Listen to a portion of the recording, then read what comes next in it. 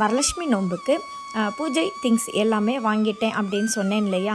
நான் வாங்கும்போது முதல்ல யாருக்கு வாங்கினேன், யாராக இருந்தாலும் ஃபஸ்ட்டு நம்ம பூஜைக்கு, அதாவது மெயினாக வரலட்சுமி நோன்புக்கு திங்ஸ் எல்லாம் வாங்கும்போது யாருக்கு வாங்கணும் அப்படின்னு பார்த்தீங்கன்னா சுவாமிக்கு கிடையாதுங்க, வளர்கிற குழந்தைங்களுக்கு தான்.